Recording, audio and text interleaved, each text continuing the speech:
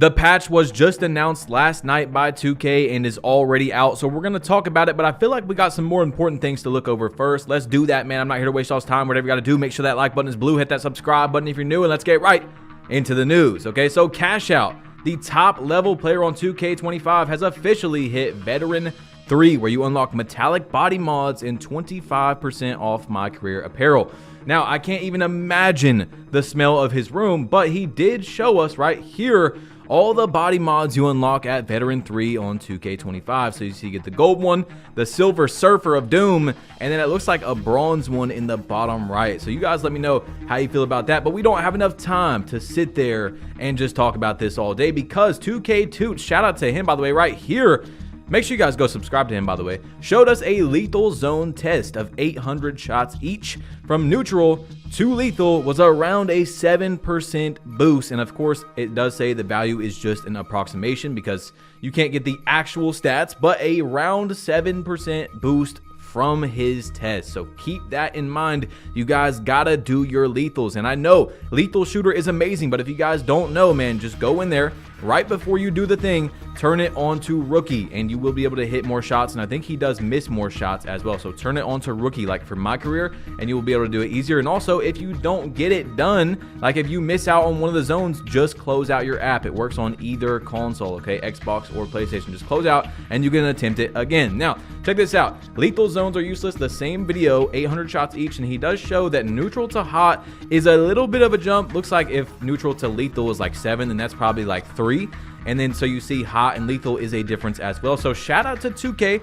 Once again, you know, I critique them a lot negatively because normally there's a lot more negative than positive, but I also got to give them their positives when it is there. They're doing things correctly so far from the test we have seen, and it does make me a little bit happy, even though that's how the game should be. Now, Chalk said if 2K25 didn't have skill-based matchmaking, it would go down as one of the best 2Ks of all time. Now, I don't know about that one, Chocolate. I don't know about going that far yet, but he made another tweet. He doubled down. He said it's a very simple concept. Proving Grounds, Pro-Am, and Solo Rec should all be skill-based matchmaking. Every other game mode should not. You should be able to play 2K and not sweat in every game mode. Now, guys, a lot of people have been talking about skill-based matchmaking. It is pretty controversial. Not as bad as the shooting, but it's up there. It's probably the second hottest topic since the game came out. And Uncle Demi, who you guys know has some sort of close relation with 2K, has told us in a video recently. A lot of people missed it. Shout out to my dude Heck on Twitter who sent me this because I missed it as well. This is what skill-based matchmaking is going to look like in 2K25 soon. Let's roll the clip. Now, this is what really got me wanting to do this video today. Waiting times are becoming ridiculous long because of strict skill-based matchmaking. Today, I had to sit and wait for 12 minutes, right? So as you can see right here, this man is literally fast forwarding already through it, right? But he was in there for 12 minutes. He said, there is no way SBMM is good for this game. I ended up getting off, and Proving Ground is just as bad. I'll post that clip next. And I'm telling you right now, there is going to be a change. So you heard it from me first. If you know, I spoke to some people and that is going to be getting looked at. There will be some changes to this. I do not know 100% if this is going to be taken out completely or if it's going to be revamped, maybe opening up the net a little bit to be able to get some lower ranked players within your matchmaking and not just strictly individuals that are just like, if you're a red plate, you can only play against red plates. All right, so skill-based matchmaking is going to be changed. And like Uncle Demi said, we don't know if that means it's going to be fully removed or just adjusted at the moment. But of course, when we do get that information, I will let you guys know. It's about a 50-50 topic in the 2K community of people that want it out the game or kept in the game. And I would say a decent, okay, just decent middle ground is kind of what Uncle Demi was talking about, where let's say you're a red plate theater player going in there and you've been waiting about 2 minutes to get into a game. You still do not have a game yet. It can now lower your pool and let you play, for example, gold plate players, right? Because there's lots of people, not just sweats or 2K League pros, that have jobs, that have family, that have friends that are still gold plate and red plate players that should not be getting penalized by sitting there waiting for games for a very long time. Now let's get into these patch notes that were just dropped yesterday, and keep in mind, remember, it's really not what's in the patch usually, it's what 2K didn't tell us that's in the patch. So we're going to go over, of course, the patch notes first, and then some things that people have been telling me. So it's Evan CC, who works for 2K, tweeted this out yesterday. Patch Notes 1.5. We plan to release another patch prior to the launch of Season 2 containing more fixes and improvements spanning the entire game.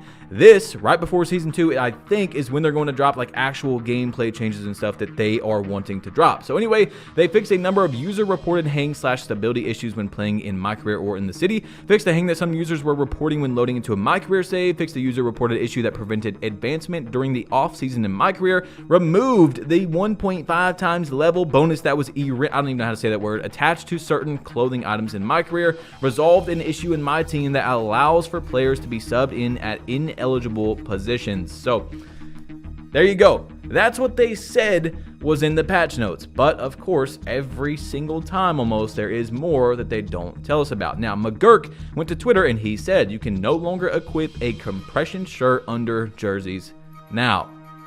I don't know if that's 100%, okay? But there was a glitch, yes, I guess you could call it a glitch, to get compression shirts under your jerseys because for some reason 2K took them out. And he is saying that they are patched. So I never even did it in the first place. I'll have to ask my friend that did it. But that's crazy, 2K. Like, why are we, what are we doing? What are we spending our time on if they actually did that? Now, Jawbridge4 said, players are reporting that shooting allegedly was touched recently. Anyone else notice players grinning more consistently? A. said they 100% touched shooting already sneakily because I've been seeing some of the most efficient shooting these past few days. This guy said, swear I said that yesterday. Everybody's starting to be knocked down. He said, unless everybody figured out the shooting at the same time, it was touched. This guy said it was definitely touched, which isn't a bad thing, but the shooting system as a whole is still bad. I'm not sure they can repair it, just dumb game logic. So there you go. Now, I will tell you guys, I actually went about 20-0 today in the 2v2 Proving Grounds right after the patch came out. I'm trying to get in that top 5. If I can get teammates, I can't go in there with people I don't trust with my record in there because it matters, right? You can't lose in there. That's the whole point of Proving Grounds. So it's not that I care about my record so much. Like in Park, I don't really care about it. But when I go into Proving Grounds, I gotta win, right? Anyway, everybody can shoot. Every single person I play can shoot. Now, keep in mind, I am playing a ranked mode where people are going in there to play competitively, and of course, it's matching me up against people that are decent at the game and blah, blah, blah.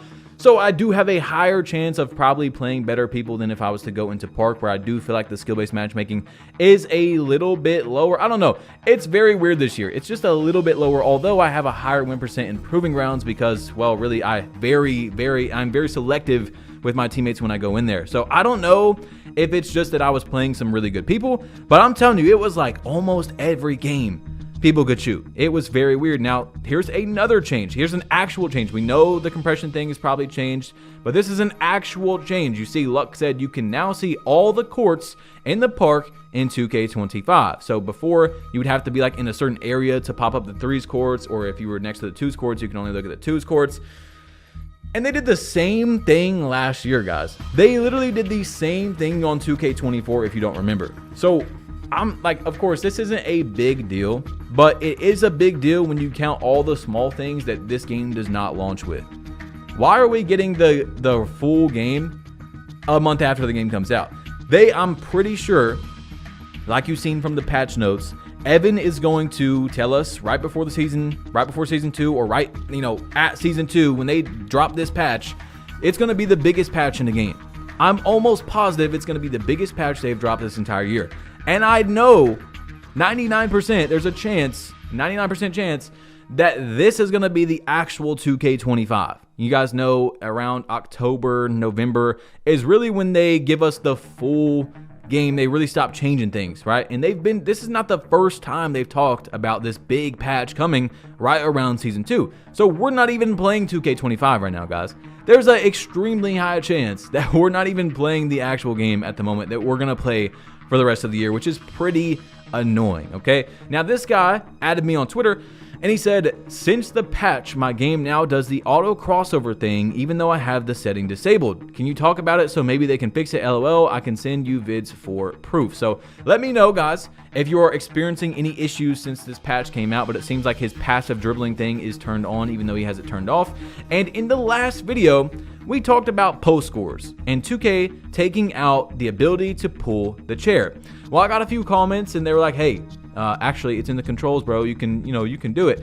So Keysticks went to Twitter and he tweeted this out right Here, 771 likes just in the controls, it's showing you how to pull the chair. Now, Splash Edition, former 2K League player, $250,000 My Team player. So I'm saying, you know, he's experienced at the game. He said they capping. I tried this and got drop stepped out of bounds. And every single person that commented on that tweet, Double H, I mean, experienced players that play the game were saying, no, you can't do it. It says it's in the controls, but you can't do it. Now, me personally, I have tried to do it a few times and I can't do it. I can't do it. I don't know. Maybe you're just, there's some areas in the game you can't do it, or you just, I don't know.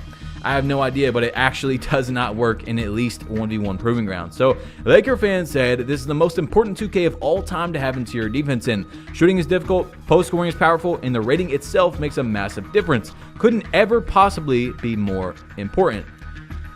Now, it's actually crazy because just last year on 2K24, interior defense was the greatest it ever was, but without needing high ratings versus a lot of players. Now, I'm talking about, let's say, guard versus guard. You could have 99 driving layup, and I could be on a 5'7" with 25 interior defense or a close shot, whatever it is. If you get a certain contest under the rim, it would make them miss. It was like really weird. And you guys know 2K never changes anything and balances it, you know? So that's why in the past 2 years, 2K24 and 2K25 now, I'm trying to be very careful with saying, okay, this needs to be changed. This needs to be changed. If it's not extremely broken or an obvious exploit or, you know, something that you can't really disagree with, like let's say getting lagged out of games, I don't talk about it. I don't say that it needs to be patched or changed because 2K always swings the ball heavily to the other side. Let's say, for example, 2K22